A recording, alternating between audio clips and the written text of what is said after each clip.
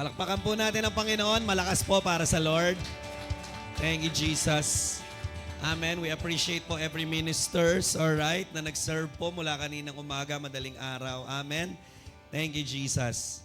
Alright, good morning po everyone. Good morning sa mga nasa online. I hope everyone is excited. Alright. Grabe po ang ginawa ni Lord. We just have our retreat yesterday. Tama, 2 days. And, alright, can I see the hands? Meron ba mga nag-live retreat dito? Amen. Alright. So yan. So you will have your time na makapag-share po sa inyong mga life groups, even sa inyong mga satellite. Alright. But this very morning, we will hear from the Lord again. Ilan dito excited po makinig ng salita ni Lord? Amen. Yung mga nasa online, comment down mo dyan. I'm excited. Alright. Sige po, let's pray, Lord. Salamat po sa magandang umaga. Salamat po, Lord God, dahil may pagkakataon na naman kaming marinig ka, makakain ng salita mo na magpapatibay ng aming buhay, Lord God, at mag-a-align sa amin patungo, Panginoon, sa iyong kalooban. Be with us, Lord, and I pray for a receptive heart, Panginoon, willing heart, O God, na talagang open para po sa iyong salita at sa iyong pangungusap. Change us, transform us today. In Jesus' name, Amen. Palakpakan uli natin ang Panginoon. This very morning, we'll be talking about the amazing work of God. Amen. Ilan dito nakaranas na ng matitinding gawa ni Lord sa kanyang buhay? Tama? Okay? Grabe si Lord. Alright? Diba? First quarter pa lang ng taon, pero ang dami ng ginawa ng Lord sa buhay natin. Tama? But ilan dito naniniwala, ang dami pang gagawin ni Lord? Tama? Pakisabi sa katabi mo, nag-uumpisa pa lang ang Diyos. Okay? Di ba? So Mark 2, 1 to 12, that this will be our main text. Okay? Sabi po ng Bible dito, a few days later, when Jesus again entered Capernaum, so ilang araw na dumating ang Panginoon sa Capernaum.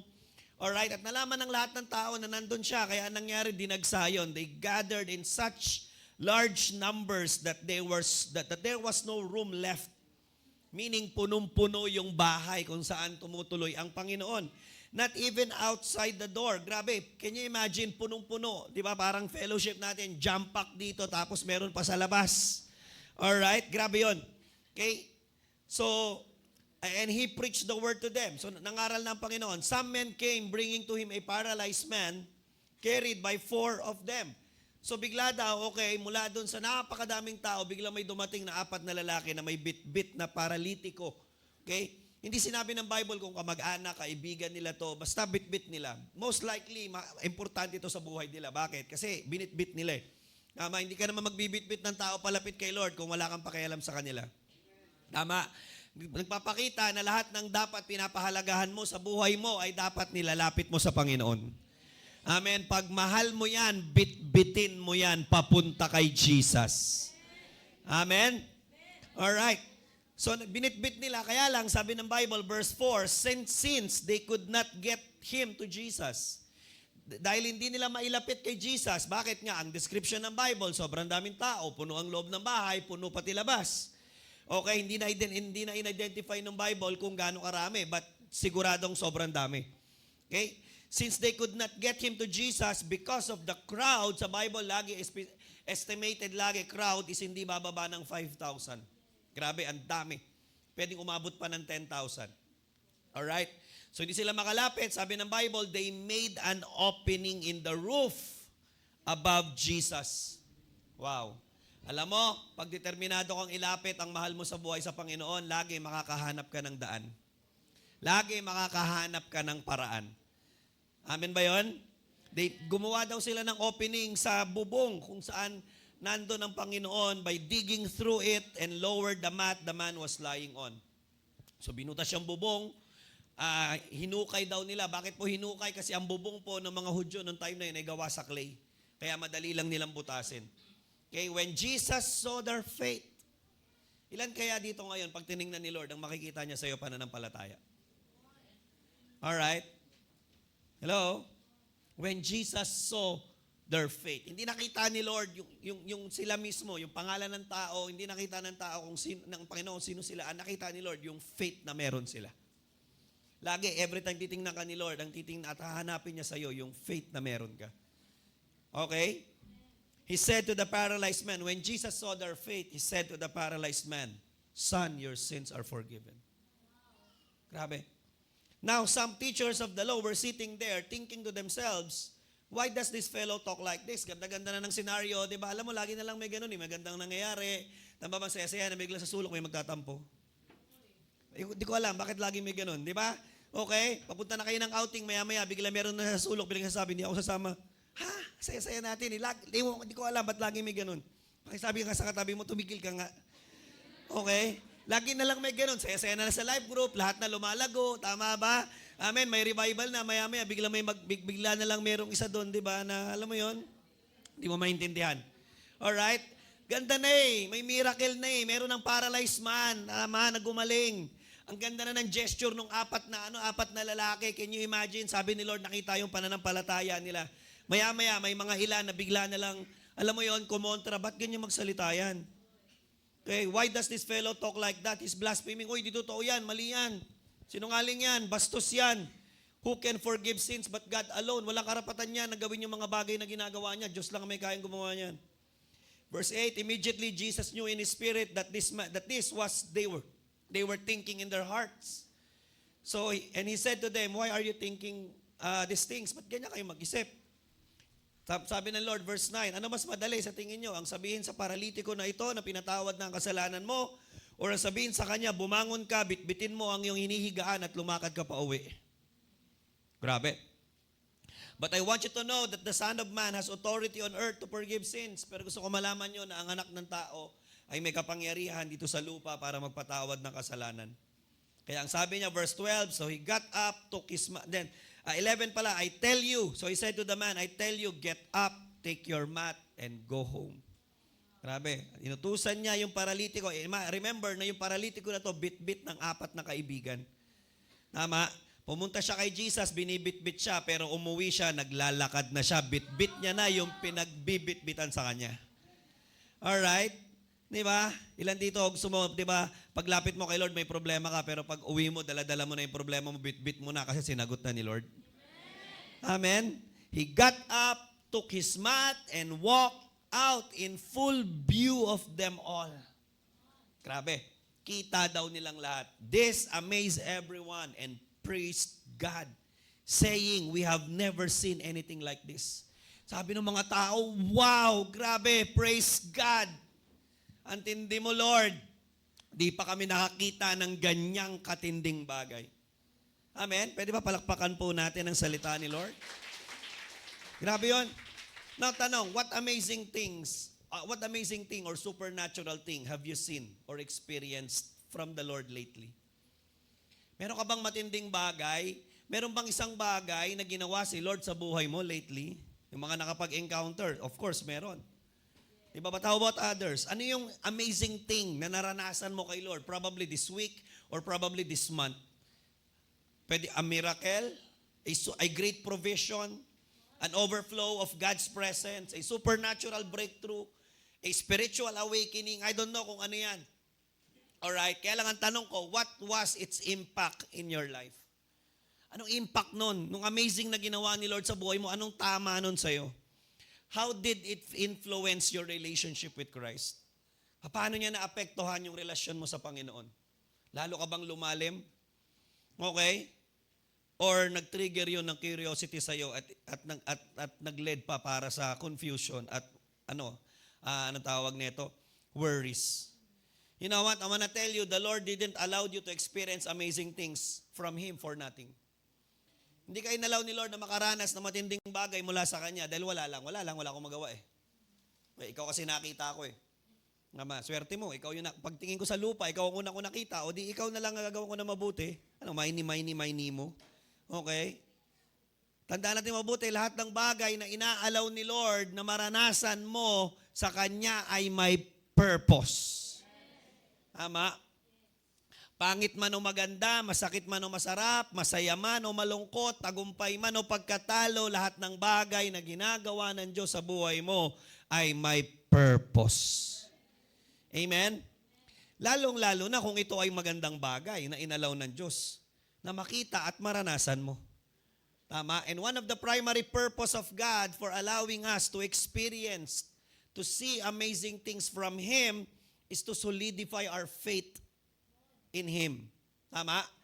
Okay? Isa sa mga primary purpose, bakit tayo inaalaw ni Lord makaranas ng mga ganitong katitinding bagay, awakening, revival, breakthrough, provision, miracle, answered prayer, ay para lalong patibayin ang pananampalataya natin sa Kanya. Para mabigay natin sa Kanya ang kapurihan. Tama? Giving God the glory and the highest praises. Tama po ba yon? Kaya lang, pag binalagan natin yung story, sadly, hindi lahat no naka-witness at naka-experience ng matinding miracle na ginawa ni Lord ay nagpuri. Hindi lahat ay nagbigay ng mataas na glory sa Diyos.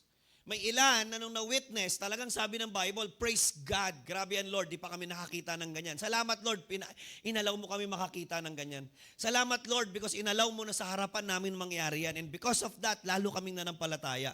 Because of that, lalo kami nagpuri. Amen. Ilan dito pag nakakita kayo ng matinding bagay na ginagawa ni Lord, lalo kayo lumalalim kay Lord? Diba? Dapat every time na may magandang ginagawa si Lord, lalo tayong lumulubog, lalo tayong lumalapit kay Lord. Amen ba yon? Kaya lang sadly dun sa story, may ilan din na after mamalas, after makita at after personal na ma-experience yung amazing work ni God, ay instead na maniwala, nagduda pa. Hello? Yung iba tumaas yung kilay. Konti na nga lang, drawing na nga lang, tumaas pa. Okay? Sana wala na lang para walang tumaas.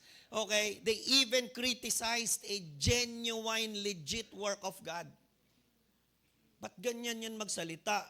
Okay? Hindi tama. Imagine these people rejected and criticized a work of God simply because hindi to pasok sa standard and preference nila na kung anong tama at mali. Hindi kasi sa tingin ko kasi hindi yan tama eh. Sa tingin ko kasi mali yan. Dapat hindi ganyan. Dapat hindi kayo ganyan mag-worship. Dapat hindi kayo ganyan magbigay sa Diyos. Mali yan. Dapat hindi kayo ganyan kapassionate. Dapat hindi ganyan all out yung napapagod kayo ng todo. Walang ganyan. Okay? Hello? Possible pala na may ginagawa na ang Diyos na amazing thing sa harapan natin pero hindi natin to nare-recognize simply because hindi to pasok sa standard at sa panukat na ginawa natin sa buhay natin. Diyan pa ba kayo? Imagine teachers of the law ang mga taong ito. They were religious leaders of their time. Okay? Pero na-miss nilang ma-recognize ang isang amazing work of God even though sa harapan nila mismo ginawa ito ng Panginoon. Tama? Grabe yun. How can you miss that? Tama? Hello? Yung may 1,000 sa harapan mo, tapos nagre-reklamo ka kay Lord, Lord, grabe ka, pinabayaan mo ko. May 1,000 sa harapan mo, pupulutin mo na lang. Hindi mo pa nakita dahil punong-puno ng pagre-reklamo yung isip mo. Andiyan ba kayo? Tama. Paano nangyari yun? How can these people, tama, na religious leader, yung ordinary na tao, pambira, nung nakita ang amazing amazing work ni God, nag-worship. Nagpuri kay Lord, nanampalataya. And yet sila, they were religious people. Tama, sa harapan nila nangyari, sa harapan nila na malas, pero hindi sila naniwala. Paano nangyari yon? It happened because these teachers of the law, these religious people just know the truth. Alam lang nila yung totoo, but the truth that they know didn't translated into faith. Okay? Alam lang nila yung totoo. Alam naman nilang may mesayang darating eh. Alam naman nilang may tagapagligtas sa darating. Alam talaga nilang, okay, may darating nagagawa ng matitinding bagay. They know it. Okay, they just know the truth but they never believe in it. Hello? Pwede yun? Alam mo ang totoo pero hindi mo naman pinaniniwalaan ito. Alam mo lang. Hawak mo lang pero hindi mo naman ina-apply. Like for example, di ba, alam mo naman na mahal ka ng Diyos, that's the truth. Tama, pero pag nagka-problema ka, hindi naman nagta-translate sa iyo yung alam mo na truth, hindi, mahal ako ni Lord kaya hindi niya ako pababayaan. Puno ka pa rin ng worries, puno ka pa rin ng anxieties. Alam mo naman na nagpo-provide si Lord, tama ba? Truth yun. Alright? Pero still, gagawa ka pa rin ng sarili mong papamaraan para maabot mo at ma-provide mo sa pansarili mong kaparaanan yung kailangan mo at hindi ka didepende sa Diyos. Ang dami nating truth na alam natin pero hindi naman yung nag-translate into faith. Tama, alam naman natin na nagsasaklolo ang Diyos, alam naman natin na sumasagot ng panalangin ng Diyos, pero pag nagka-problema at nangailangan tayo, hindi naman prayer ang una natin ginagawa. May gusto pa ba ako dito? Wala na. Okay, tahimik na kayong lahat eh. Amen? Tama? James 2:19, sabi ng Bible, sabi ni James, naniniwala ba kayo sa Diyos? Okay. Yes. Oh, you believe in God. You believe that there is one God. Tama yan, naniniwala ka. Good. Pero alam mo ba na even ang demonyo naniniwala din dyan? Nanginginig pa nga. Buti pa yung demonyo, nanginginig tayo. Hindi, naniniwala ka lang. Sabi niya, kung naniniwala ka lang, pares lang kayo ng demonyo, naniniwala din siya sa Diyos. Tama? So it's not enough that you believe, na alam mo. Okay, kasi pwedeng, baka akala mo naniniwala ka, pero yung believing mo, it's just knowing. Dapat yung alam mo nagta-translate into faith. Alam ko, mahal ako ni Lord, kaya hindi niya ako pababayaan. Kaya kahit may problema ako ngayon, hindi ako manghihina. Lalaban ako, magpapatuloy ako kasi alam ko, mahal ako ng Diyos. Amen? Alam ko, magpo-provide ang Diyos. Kaya, di ba, naniniwala ako, hindi ako pababayaan ni Lord. Wala lang ngayon, pero alam ko, isang araw, darating ang provision ng Diyos. Amen. Alam ko nagpapagaling ang Diyos. Alam ko sumasama ang Diyos. Alam ko hindi ako mag-isa. Pangako ni Lord, He will be with me always until the very end of the age. You know what, church? It's time for us. Di ba na yung alam mo ay mag-translate into faith. Amen? Hello, di pa ako galit. Alright? The story about the paralyzed man was used by Jesus to amplify. Kaya ginamit ng Panginoon itong kwento na to para i-amplify, para i-highlight, para ipakita, i-showcase sa atin kung ano ang magagawa o ano ang mangyayari, ano kayang gawin ng isang taong may pananampalataya, what a person with genuine faith can do, and what a person without genuine faith can't do. Okay? Ano ba ang kayang gawin ng taong walang faith? At ano ba ang kayang gawin ng taong may pananampalataya? Ilan po dito gusto mong malaman? Amen. 'Di ba? So, what does a person without faith can't do? All right? Okay, ano ba hindi kayang gawin? Number 1, without faith, you can't recognize a genuine work of God. Kapag wala kang pananampalataya, nako, ang hirap. In fact, hindi talaga natin marirecognize ang isang matinding gawa ni Lord. Kahit pa sa harapan mo yan mangyari. Kahit pa ipagduldulan na yan ng Diyos sa harapan mo. Tama? Okay? Pag wala kang faith, talaga alam mo, kahit nasa harapan mo na, di mo makikita. Tatagilid ka pa. Alright? Imagine mo yung mga teachers of the law, they just saw it with their eyes. Or andun sila. Andun mismo, nakita nila kung paano binitbit yung ng 4 na lalaki, yung paralitiko, binutas yung bubong, binaba sa harapan ni Lord, okay, at alam nila mismo na paralyzed yun. Hindi yun scripted, hindi yun for the vlog. Okay? Talagang paralyzed yun. At nakita nila mismo kung paano din yung lalaki umuwi. Diba? Pumunta siya kay Jesus na binibitbit, umuwi siya na siya na yung nagbibitbit nung hinihigaan niya. That's an amazing work of God. Tama? Hello? Tayo nga, totoo lang, sa retreat nga lang, meron lang mag-share doon ng buhay, pambira, amazed na tayo eh. Tama? May magkwento lang, may mag-testify lang. Ito pa kaya mismo sa harapan mo? Tama? Hello? Tingin mo, ano kaya magiging itsura mo pag nakakita ka sa harapan mo ng isang pilay na pinalakad ni Lord sa harapan mo? Amen? Diba? Biglang may bulag na darating dito, tapos pag uwi niya, inaakay siya. Tama? O kaya may tungkod siya. Pero can you imagine, pag uwi niya, naglalakad na siya. Grabe yun. Sinong hindi maa-amaze? Pero nakaka-amaze yung mga hindi na-amaze sa ganung gawa ng Diyos. Tama ba? Hello? You can't recognize if you can't recognize this amazing work of God, di ko na alam kung ano pa ang kayang gawin ni Lord. Diba? I think kahit na anong gawin ng Diyos, hindi talaga marirecognize.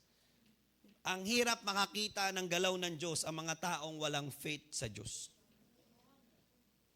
Amen. Ang hirap makakita ng galaw ng Diyos ang mga taong walang faith sa Diyos. Hindi dahil hindi gagalaw ang Diyos. Gagalaw ang Diyos, hindi lang talaga nila makikita. Amen. Kasi hindi naman nila titingnan. Tama? Yung mga religious leader, di sila nakatingin doon sa miracle. Okay? Hindi yun na nakita nila. May revival na at supernatural na ginagawa ang Diyos, di mo pa nakikita.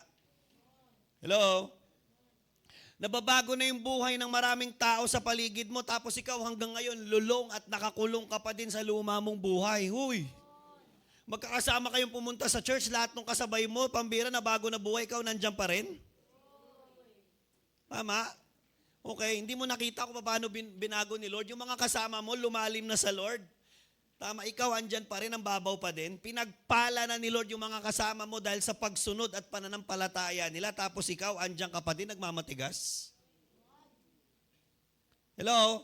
Ang dami na nagtitestify about giving, about first fruit. Pero ikaw, totoo lang, hanggang ngayon ayaw mo pa din. Ibang klase yan. Ginamit na, di ba? Hello, ginagamit na ng matindi ng Diyos yung iba habang ikaw paikot-ikot ka pa din. Andiyan pa ba kayo? Hello? Naka-breakthrough na yung iba, ikaw naka-break pa din.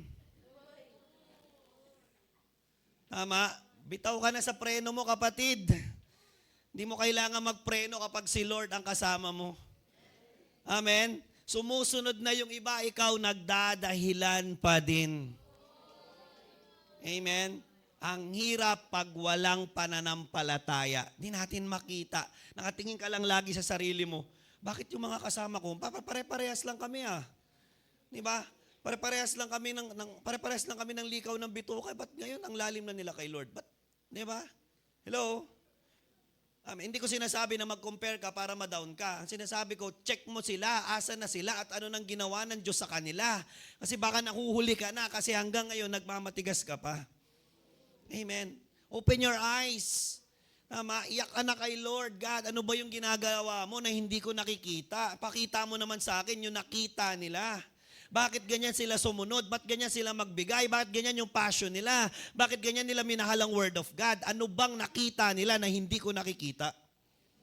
Amen? Bakit kahit may sakit yan at kahit lumpo na yan, kung kailangan gumapang paakyat ng third floor, pupunta pa din sila. Ano ba yan? Ano bang faith yan? Show me. Bakit ganyan sila manampalataya? Amen? Hindi yung hanggang ngayon ang kinu-question, hindi, mali yan, mali, dapat di ganyan ang pananampalataya. Di ba, mali yan, di tama yan. Ako, sobra-sobra na yan. Tama? Hello, pag ginawa ko yun, lalampas na ako sa langit. Hello? Saan mo naman nabasa sa Bible na meron pa lalampas sa langit? Andiyan ba kayo? May gusto ba ako dito? Hello, ang hirap ng walang faith. Pangalawa, okay? What does a person can't do without faith? Number 2, without faith, you can't give glory to God. Hirap. Hindi natin mapapapurihan. Tandaan natin mabuti that the highest and the greatest thing that you can do while you are here on earth is to give glory to God. You know what? Lahat ng bagay na ginawa natin, totoo lang, kung yan ay hindi nagbigay ng kapurihan kay Lord, baliwala yan. Amen? Masaya ka lang dyan. Tama ba? Alright? But if that thing doesn't give glory to God, it counts for nothing. Amen? Diyan ba kayo? Alright, verses 6 to 7, sabi ng Bible, now some teachers of the law. Imagine this after gumawa ni Lord ng matinding himala, agad-agad ang sagot ng teachers of the law, thinking to themselves. Yun ang problema, thinking to themselves. Lagi na lang pabalik sa'yo. Lagi na lang tungkol sa preference mo. Lagi na lang tungkol sa sarili mo. Hindi, feeling ko talaga mali yan. Hindi ganyan dapat Why does this fellow talk like that? Ba't ganyan siya magsalita? He's blaspheming. Bastos yan. Okay, mali-mali naman sinasabi niya, mali naman tinuturo niya. Who can forgive sins but God alone? Hello? Instead of thanking and praising God for what He has done, they criticize and credit God's word, God's work as blasphemy. Hello? Diba? Di, pauso lang yan. Wala namang dapat ganyan. Di naman dapat ganyan ang ano. Okay? Di naman ganyan yung alam kong pagsunod kay Lord. Di naman ganyan yung alam kong pag-worship kay Lord. Tama? Hello? Okay pa po ba tayo? Are you still here? Ang hirap magbigay ng glory sa Diyos sa mga taong walang faith. Imagine, di nila nakita yung kagilag-gilalas na himalang ginawa ng Panginoon. Simply because nag-focus lang sila sa sinabi ng Panginoon na hindi nila nagustuhan. Tama? Mag-ingat po tayo. Okay? Kapag wala kang faith sa Diyos, i-deny mo ang isang mabuting gawa ng Diyos nang dahil lang sa isang bagay na tingin mong mali at pangit. Okay ba? Can you imagine, they try to deny what Jesus did simply because meron silang tingin nilang nakita nilang hindi tama. Tingin nila. Yun ang problema, yung tingin mo. Okay, ang daming tao ang hindi makita at maramdaman na mahal sila ng Diyos dahil nakatingin sila sa present nilang problema, sitwasyon at pangangailangan. Di naman ako mahal ni Lord eh. Kasi kung talaga mahal ako ni Lord, ba't ako naghihirap ngayon? So hindi nila makita yung pagmamahal ni Lord. Bakit? Nakatingin lang sila ngayon sa isang side na naghihirap sila. Hindi nila makita yung pagmamahal ni Lord. Bakit? Kasi nakatingin lang sila doon sa isang part na kulang sila, wala sila. Ba't may sakit ako ngayon? Ba't naghihirap kami ngayon? Ba't ang gulo ng buhay namin ngayon? Ba't ganito nangyayari sa amin ngayon? Ba't natanggal ako sa trabaho? Ba't nalugi yung negosyo ko? Tama ba? Hello? Ba't ganito sitwasyon namin ngayon? May kausap pa po ba ako dito? Amen. Ang daming tao ang hindi makapagbigay ng glory sa Diyos dahil nakatingin lang sa pangit at masasakit na bagay na nararanasan nila at the moment. Pero nag-fail silang alalahanin, bilangin, timbangin at sukatin ang hindi masukat at hindi mabilang na ginawa na ng Diyos sa buhay nila. Amen. Buti pa yung pangit na nangyayari sa'yo, nabibilang mo. Pero yung hindi mabilang na ginagawa ng Diyos sa'yo, hindi mo mabilang-bilang. Bakit yung, di ba? Bakit yung alam tawag dito, yung hindi dapat bilangin, yun ang binibilang. Yung dapat bilangin, yun ang hindi binibilang. Hello? Diyan pa ba kayo? PowerPoint po. Wag lang ang present mong kahirapan at pangit na kalalagayan. Ang gawin mong sukatan ng pagmamahal ng Diyos sa'yo. Sukatin mo din, timbangin mo din, bilangin mo din yung mga nauna na niyang ginawa sa iyo, yung kasalukuyan niyang ginagawa sa iyo, at yung mga gagawin niya pa sa iyo. Hey, look around you. Where you are right now. Anong buhay meron ka ngayon? Anong pamilya meron ka ngayon? Nasaan ka ngayon? Ang daming ginawa ni Lord sa iyo para mag-focus ka lang sa isang pangit na nangyayari sa iyo. Tama, ang laki-laki na ang layo na ng pinagdalhan ni Lord sa iyo para lang mag-dwell ka sa nararamdaman mo ngayon. Amen? You don't deny a legit work of God in your life simply because you doesn't feel right now. Kasi hindi ko feel eh. Hello? Amen? Huwag mong i-deny at i-reject ang mga matitinding bagay na ginawa ni Lord simply because of what you are feeling, or what you are thinking, what you are experiencing. Amen? Hello? Diyan pa ba kayo? Kaya lang, pag wala kang faith, sigurado, hindi mo talaga mabibilang. Tama? Hello? Pag wala kang faith, ang hirap magbilang ng magagandang bagay. Napansin niyo yun? Pag disconnected ka kay Lord, pag hiwalay ka kay Lord, lagi ang nabibilang mo mali. Ang lagi nabibilang mo pangit. Ang lagi ang nakikita mo hindi maganda. Tama? Pero pag may faith ka kay Lord, pambihira. Okay, puro magaganda nakikita mo. Amen. Tingin sa akin, ano nakikita nyo? Yon, may faith. Tama. Amen. Di ba? Yung mga walang pananampalataya, nako. Okay, joke lang po. Amen. Ilan po rito nababago? Amen. Palakpakan po natin ang Panginoon. So yun po. Diba? According sa story, that's what a person without faith can't do. Now, ano naman ngayon ang kayang gawin ng isang taong may pananampalataya? Ilan dito excited? What does a person with faith can do? Number one, with faith, you can carry what needs to be carried regardless how heavy it is. Okay? Pag may pananampalataya ka, maniwala ka, mabubuhat mo. Okay? Yung rep nga, pambihira, pag nasusunog yung bahay, nabubuhat mo eh. Wala pang faith yun, adrenaline pa lang yun. Tama? Pero alam mo, pag may faith ka, so kung malaman mo, regardless kahit gaano kabigat yung kailangan mong bitbitin, buhatin, papunta kay Lord, regardless kung gaano kalaki yung bundok na kaya mong harapin, regardless kung gaano karami yung problema dapat mo suungin, kaya mo lahat. Walang mabigat, walang mahirap, walang malaki, walang imposible sa taong nananampalataya sa Diyos. Amen. Ano sabi ng Bible? All things are possible to him who believes. Tama. Verse 3, ano sabi ng Bible? Some men came bringing to him a paralyzed man, carried by 4 of them. Hindi na sinabi ng Bible kung saan sila galing, but the fact, okay, di ba, nasabi ng Bible sa nauna, okay, na pagdating daw nila, most probably, galing ito, either dulo ng Capernaum, kasi ang setting po, Capernaum yung lugar na yan, either galing sila ng dulo, o medyo malayong part ng Capernaum o possible nga galing pa sila ng ibang bayan. Bakit? Kasi ang sabi ng Bible, pagdating nila doon, punong-puno na ng tao yung labas at yung loob at labas ng ng lugar, ng bahay na tinutuluyan ng Panginoon. Kasi kung malapit lang to, most likely dapat kahit paano nauna sila doon. Kaya lang dahil nga pagdating nila puno na, most likely galing sila sa malayo. In fact, sabi ng verse 1, meron po akong verse diyan, a few days later, when Jesus again entered Capernaum. So meaning, ilang araw nang dumating ang Panginoon.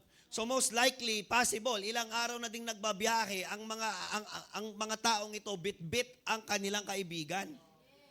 Kasi nung nabalitaan nilang dumating ang Lord, bumiyahe na sila. So ilang araw nang nandoon ang Panginoon, doon pa lang din sila dumating. Andiyan ba kayo? Diba? Possible, 2 araw, 3 araw, o di ko alam kung ilang araw na to na naglalakad at nagbibit-bit ng kaibigan papunta kay Lord. Wala talagang hadlang basta nananampalataya ka. Tama? Okay, madadala mo yung gusto mong dalhin sa Panginoon basta nananampalataya ka. It takes a lot of faith to do that. Amen? Yung magbuhat ka lang ng 10 kilo tapos 1 kilometro lalakarin mo, ang hirap na nun. Tama?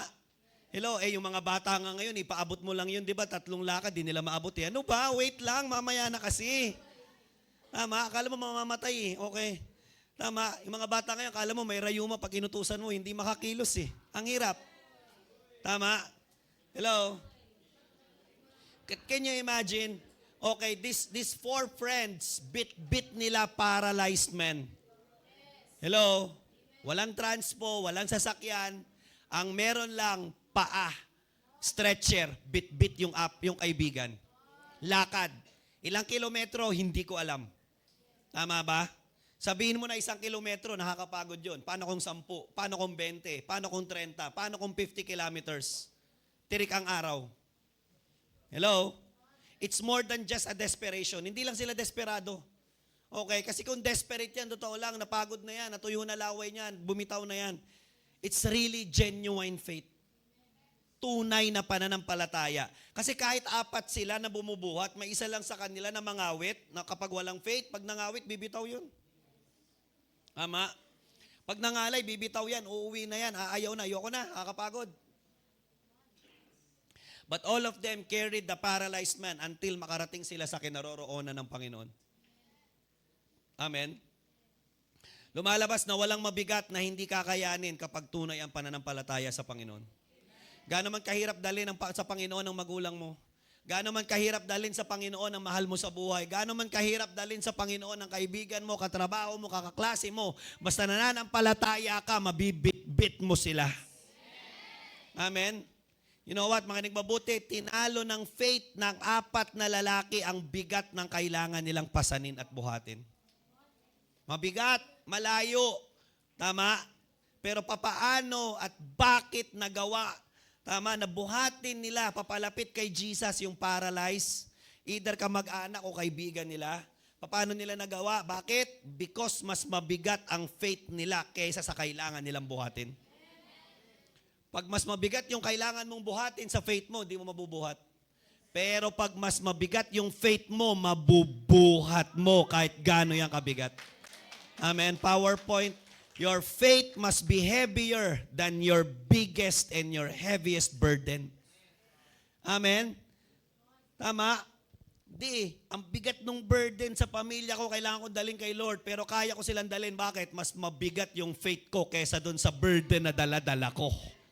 Amen. Mabigat yung cross, pero nadala ni Lord. Bakit? Mas mabigat yung faith and love na bit-bit ni Lord sa puso niya. Amen. Your faith must be bigger and taller than your biggest and highest mountains.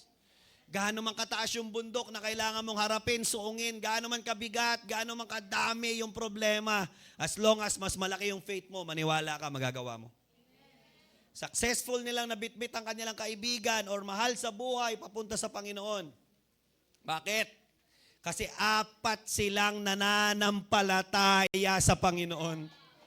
Posible nga 5 sila Kasi yung paralyzed, hindi nagreklamo, I do believe, kasamang nananampalataya yung paralyzed. Amen. 5 silang nananampalataya. You know what? This is an eye-opener for me. Pakinig mo mabuti. Ang usapin sa buhay ay hindi paramihan at pabigatan ng problema. Ang usapin ng buhay ay dapat paramihan ng kasamang nananampalataya. Mas maraming kasamang nananampalataya, mas maganda, mas malakas ang buhay.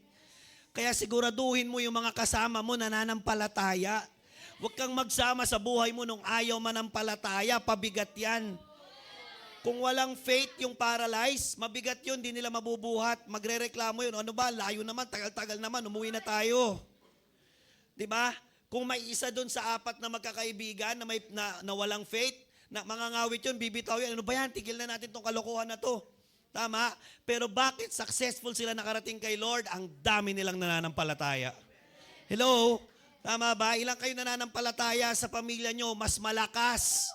Amen? Mas makapangyarihan. Paramihin natin yung kasamang nananampalataya.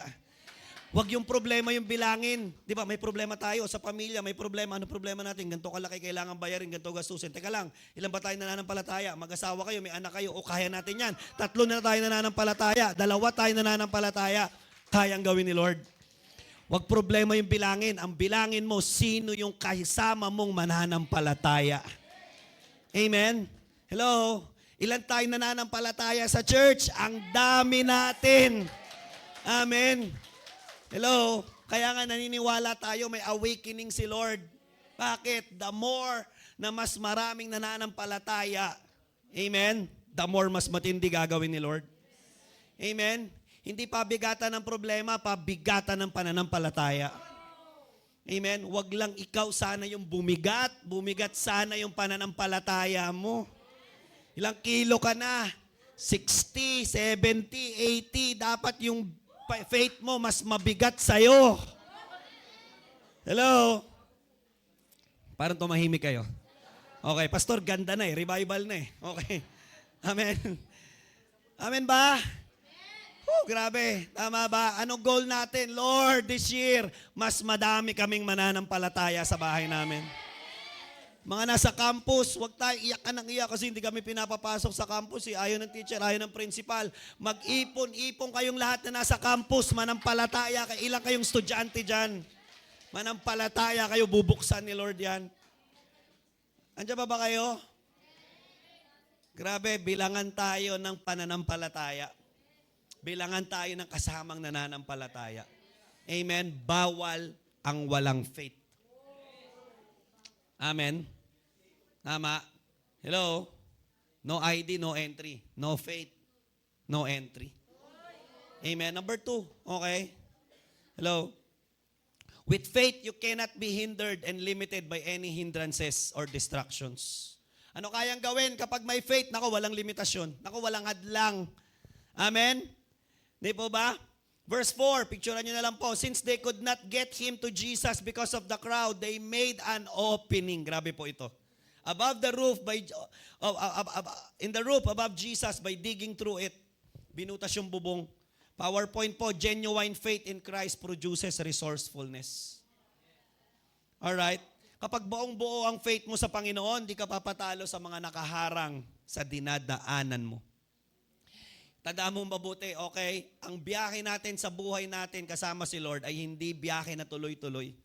Laging may haharang sa daan mo, laging may haharang sa pangarap mo, laging may haharang sa panalangin mo, laging may haharang sa passion mo, laging may haharang sa commitment mo, sa apoy mo, sa relasyon mo kay Lord. Pero kapag tunay ang faith mo, hindi ka magpapaawat. Amen? PowerPoint, genuine faith in Christ cannot be limited by any limitations. Tama? Okay? Kapag genuine ang faith mo sa Panginoon, hindi ka papayag na hanggang dyan ka na lang. Ano, hanggang dito na lang ako? Di ba? Is this what God has planned for my life? I don't think so. Hanggang dito lang ba panawagan ni Lord sa akin? I don't think so. Hanggang dito lang ba ako sa mga taong ito ginamit ni Lord? I don't think so. Hanggang dito na lang ba yung journey ko kay Lord? I don't think so. Hanggang dito na lang ba yung pagpapala ng Diyos sa buhay ko? I don't think so. Amen? Hanggang dito na lang ba yung negosyong pinagkatiwala ng Diyos sa akin? I don't think so. Amen? You know, and you believe, kapag may faith ka, naniniwala ka, kaya pa ni Lord, may magagawa pa si Lord. Amen? Hindi ka magpapahadlang. Sabi ng Bible dun sa verse 4, tama? Okay? Sabi ng Bible, they made an opening. Pagdating nila doon, tama, mandaming tao di makapasok. Pero dahil may faith, naging resourceful, naging mapamaraan, naging madiskarte.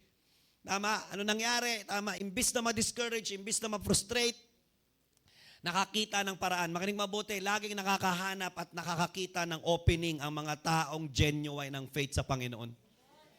Laging may opening. Okay, PowerPoint po. Sa isang disciple na may faith, laging may opening. Pero sa isang disciple na walang faith, laging may closing. Alright? Kapag may faith, laging may paraan. Kapag may faith, kapag walang faith, laging nagdadahilan.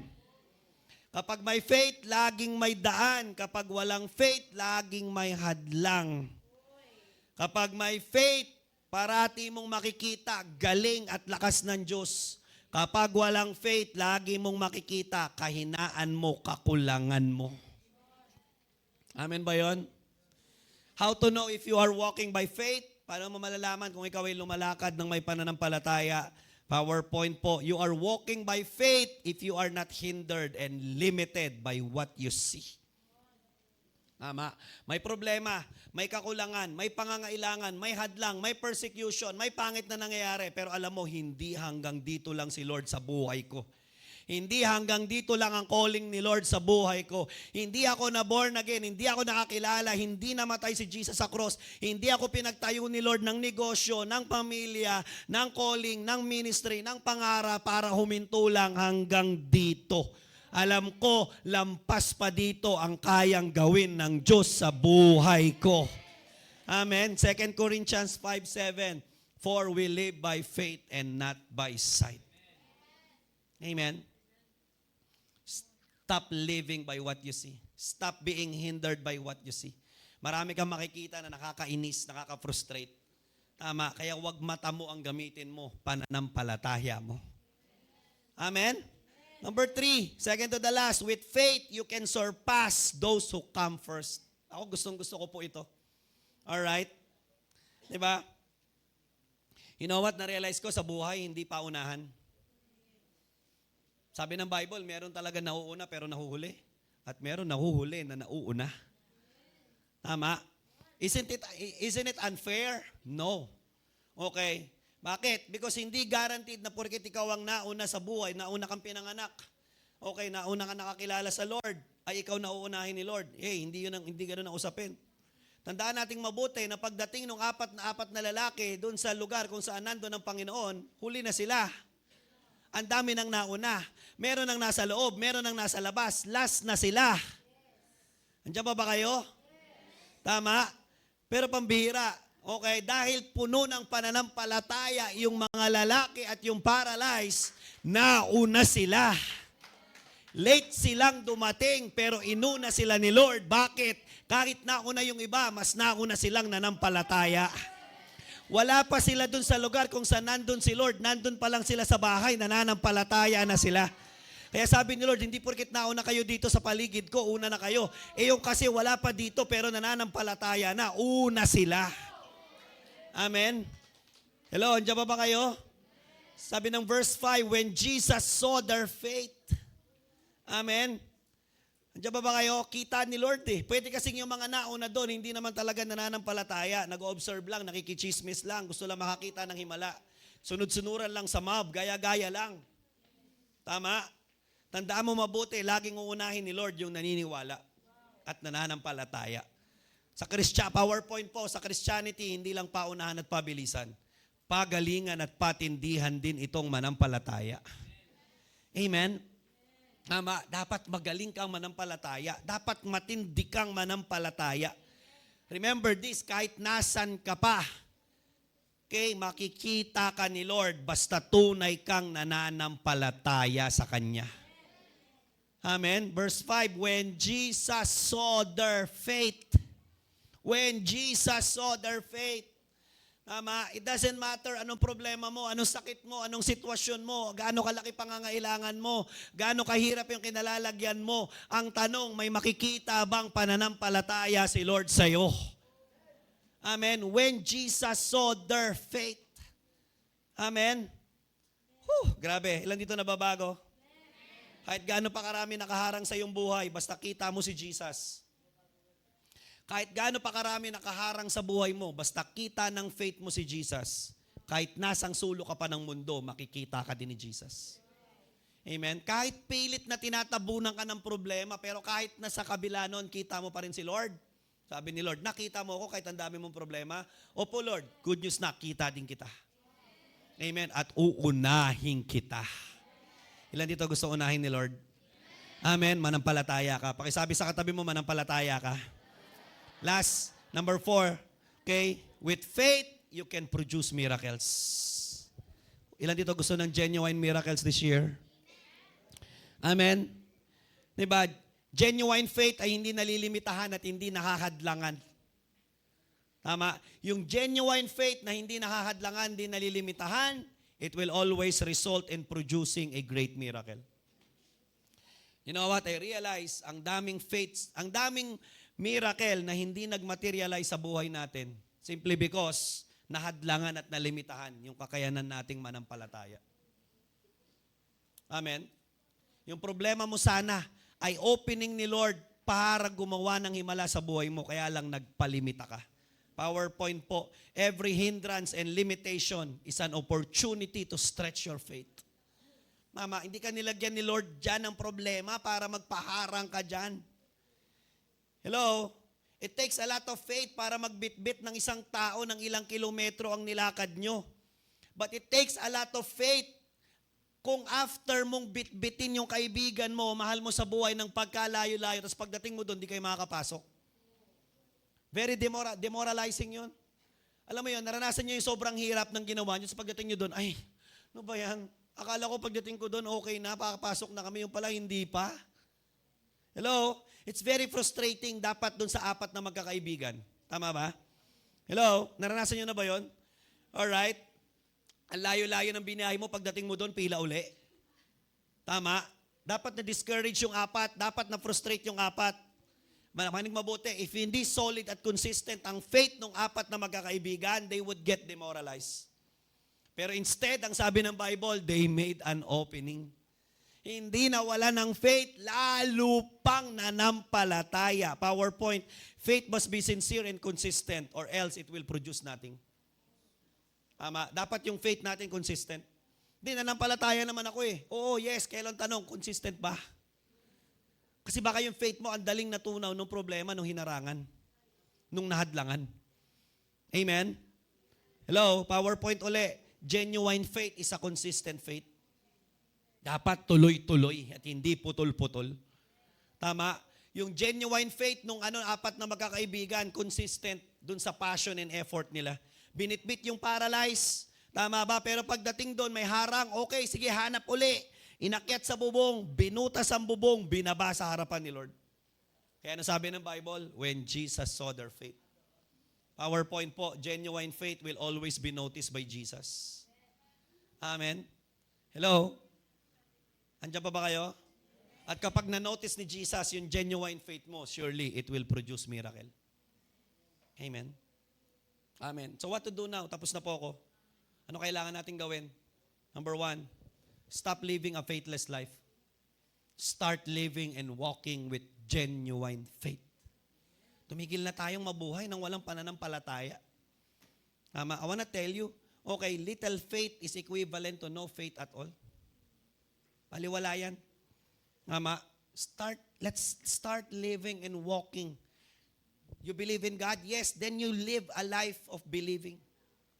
Amen. Naniniwala ka, mahal ka ni Lord. O kahit nasan ka, paniwalaan mo, mahal ka ni Lord. May problema o wala, mahal ka ni Lord. May pangangailangan, may sakit o malakas, mahal ka ni Lord. You believe God is provider, malaki o maliit. You believe God is a healer. You believe. Number 2, ano kailangan gawin? Stop allowing your faith to be hindered and limited by your negative situations. Let your faith be bigger and heavier than your negative situations. Amen? Tumigil ka nang i-allow. Tama, yung pananampalataya mo na nililimitahan, hinahadlangan ng mga pangit na pangyayari. Dapat mula ngayon yung faith mo mas malakas, mas mataas, mas matindi, mas matibay.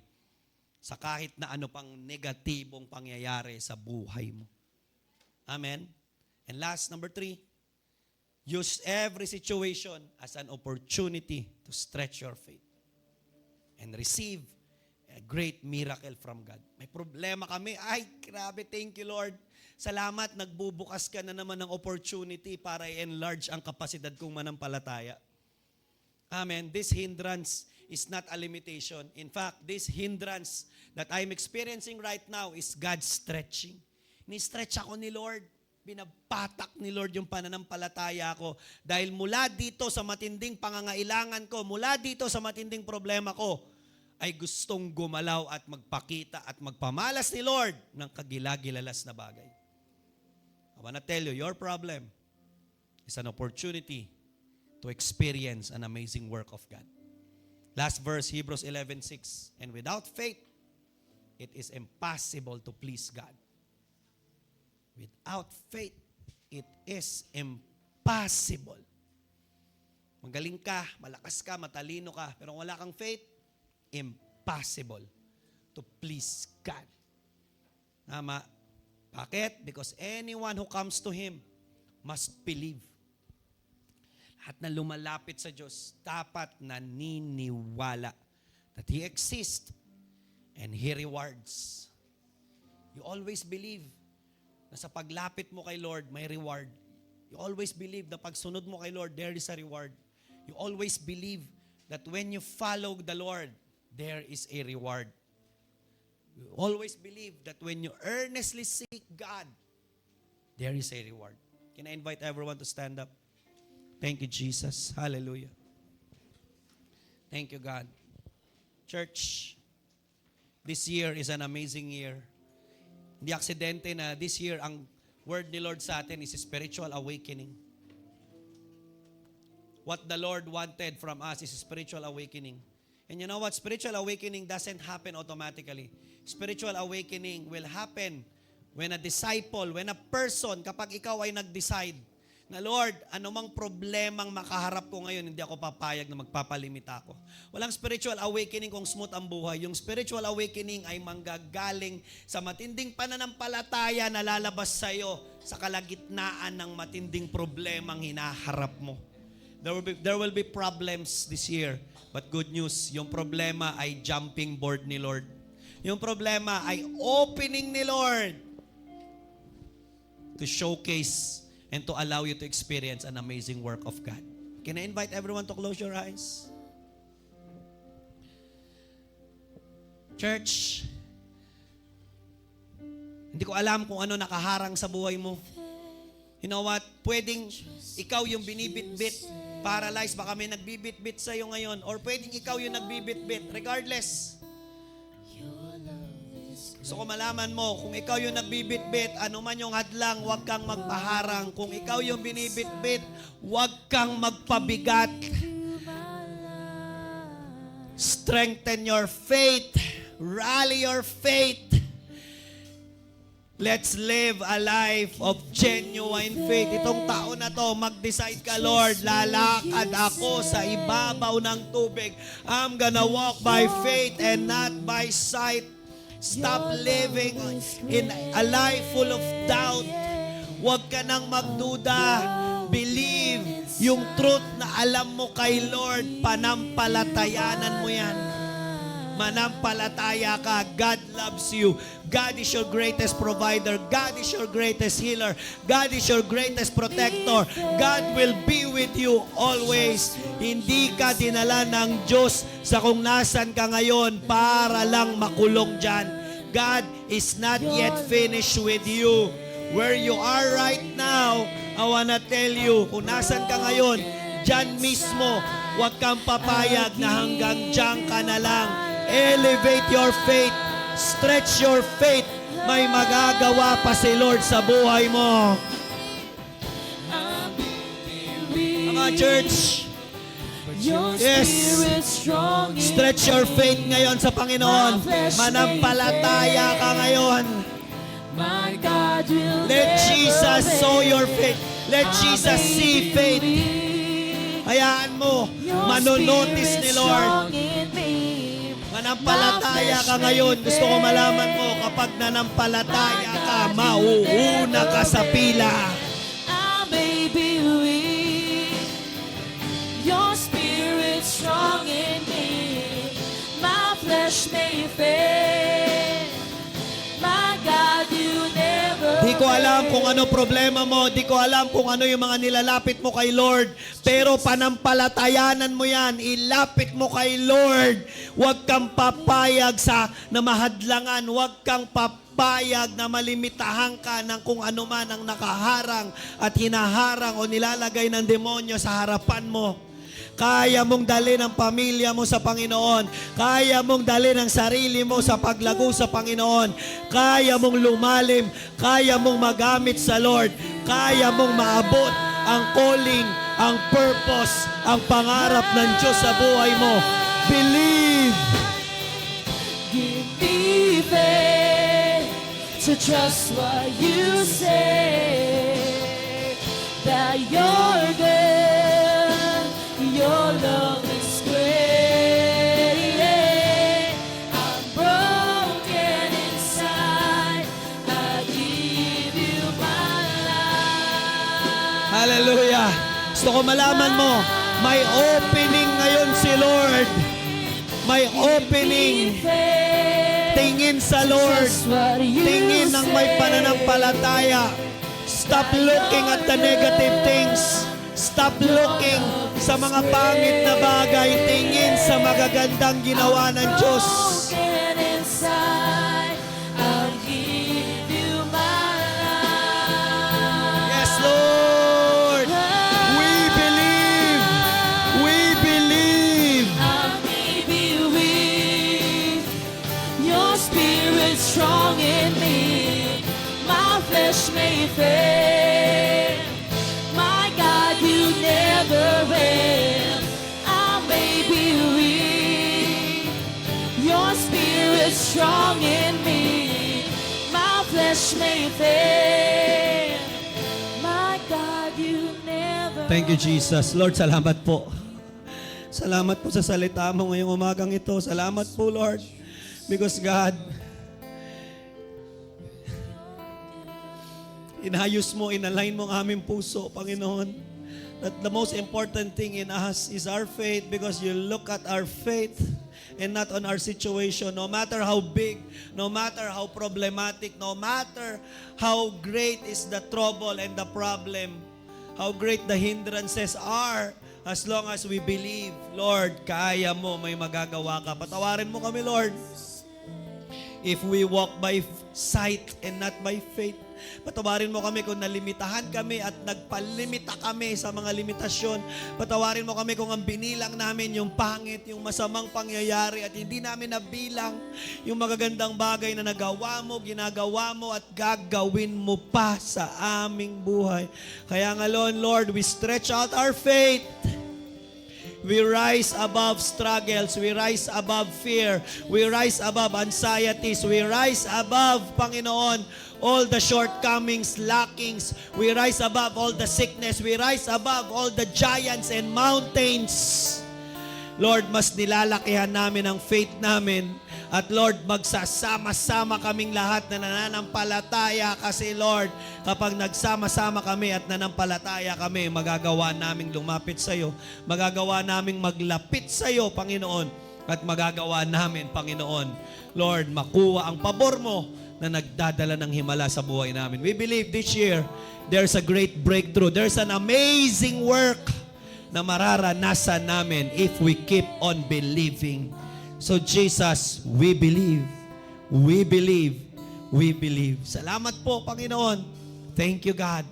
And let our faith, Panginoon, tulungan mo na lalong mag-arise kasama ka. We love you. We honor you, Lord, in Jesus' name. Amen and amen. Thank you so much po. God bless.